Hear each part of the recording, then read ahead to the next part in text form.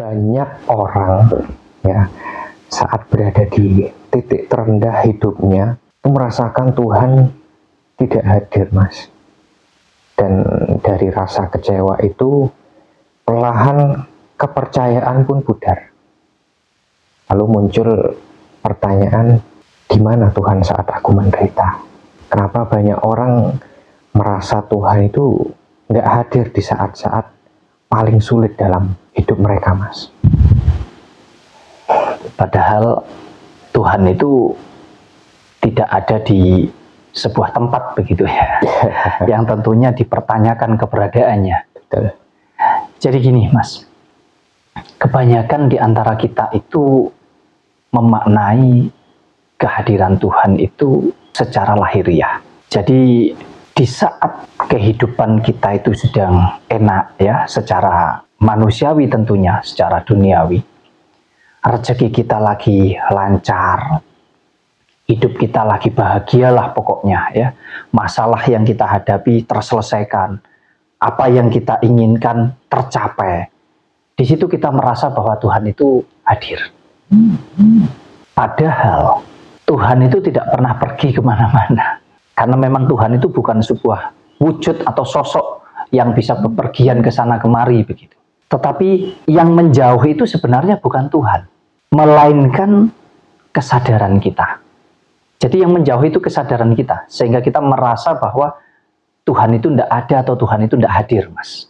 Berarti Tuhan itu sudah ada dalam diri kita ya, Mas ya. Tinggal kita mau nggak menyadari itu. Ya jelas sekali, Mas. Tuhan itu sudah ada di dalam diri kita. Tinggal kita mampu enggak menyadari itu untuk kita bisa merasakan keberadaan Tuhan itu sendiri. Banyak yang juga merasa, Mas, bahwa saya sudah berdoa, saya sudah rajin ibadah, tapi kok tetap sengsara.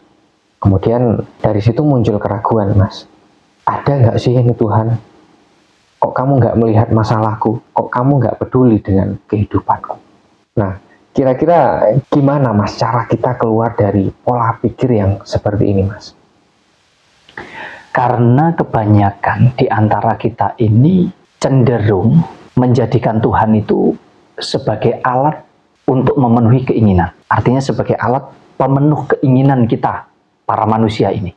Jadi ketika apa yang kita inginkan, apa yang kita harapkan di dalam doa, apa yang ingin kita capai, kita raih, itu mengalami sebuah kegagalan, maka di situ kita merasa bahwa Tuhan itu tidak ada. Tuhan itu tidak hadir. Padahal sesungguhnya kalau di dalam spiritual yang sejati, ya, artinya spiritual yang sesungguhnya, bahwa doa itu bukanlah tentang permintaan atau permohonan. Tetapi doa itu lebih ke ikatan batin antara kita ya sebagai manusia dengan Tuhan sebagai Sang Pencipta dari seluruh kehidupan ini. Kalau kita bicara tentang doa begitu, misalkan kita sudah menyampaikan doa kita. Ini kalau seolah-olah Tuhan ini nanti menjawab doa kita. Terkadang jawaban dari Tuhan ya, jawaban atas doa-doa kita itu bukan iya atau segera. Tetapi justru tunggu atau bahkan aku punya jalan yang lebih baik. Artinya apa?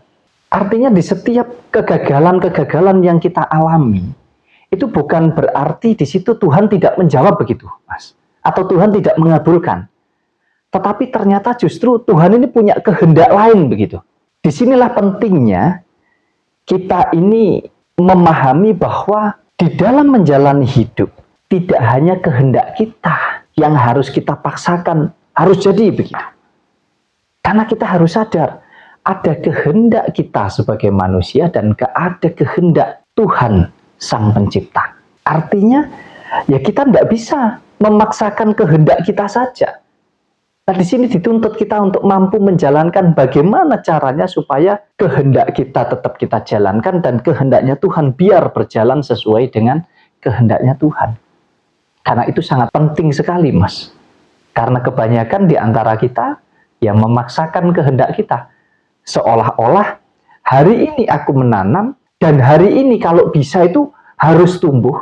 Bahkan kalau bisa sekarang aku menanam, sekarang aku menuai. Itu yang diinginkan oleh kita. Terlalu memaksakan kehendak kita sendiri, Mas. Bisa disimpulkan bahwa bukan Tuhan yang nggak menjawab ya, kan tetapi kita yang belum bisa membaca jawabannya ya Mas. Kita yang belum bisa membaca jawaban daripada Tuhan, tentunya melalui kesadaran-kesadaran yang ada di dalam diri kita. Nah, kalau dilihat secara luas, ya lebih luas lagi, mungkin ini yang jadi penyebab ya, seseorang bisa sampai nggak percaya lagi kepada keberadaan Tuhan, Mas. Nah, kira-kira karena apa sih, Mas? Banyak, Mas Yahya, yang berpikiran seperti itu, merasa seperti itu. Ini kadang didasari rasa luka batin yang dalam.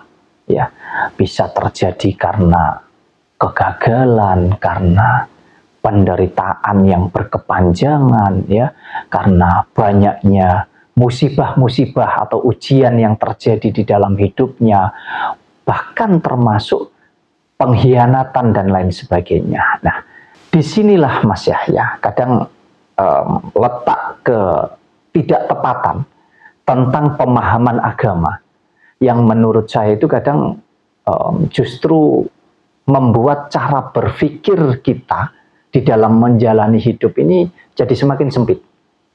Jadi bisa dikatakan bahwa pemahaman agama itu sempit, yang mana di dalam ajaran agama ini seolah-olah Tuhan itu adalah sebuah wujud atau sosok yang kita akui kehadirannya itu dikala kita merasa sebagai orang yang taat atau berhasil di dalam kehidupan kita, dalam segala hal.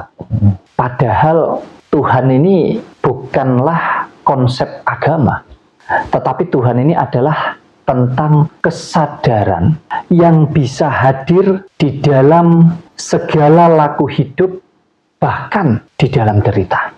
Artinya bukan hanya di kebahagiaan, ya, bukan hanya di kesenangan, bukan hanya di keberhasilan, tetapi di dalam kesedihan, di dalam keterpurukan, di dalam penderitaan sekalipun, sebetulnya Tuhan itu hadir. Cuman kita tidak mampu memaknainya gitu loh. Ya. Kita ini lebih condong memaknai sesuatu hal itu ketika terjadi hal-hal yang baik. Padahal di balik hal-hal yang tidak baik itu ada banyak pelajaran kehidupan, Mas. Disinilah pentingnya kesadaran kita itu di situ, Mas. Iya, jadi ini bukan cuma soal iman saja ya, tapi juga soal trauma dan cara manusia memahami Tuhan ya. Ya, tentunya karena kita sudah dibekali ada otak ya, pikiran kita, ada hati atau batin kita.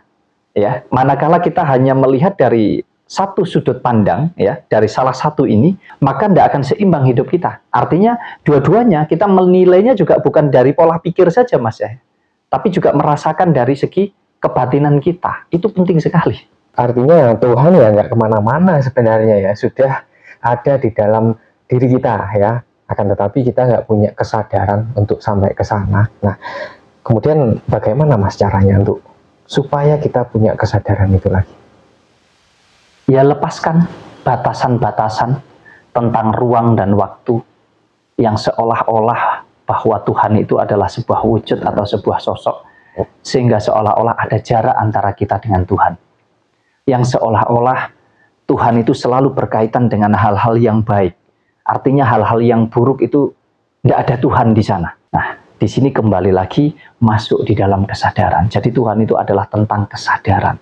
Sadar bahwa Tuhan adalah sumber daripada seluruh unsur kehidupan yang ada di jagat raya, yang ada di semesta ini, termasuk yang ada di dalam diri kita.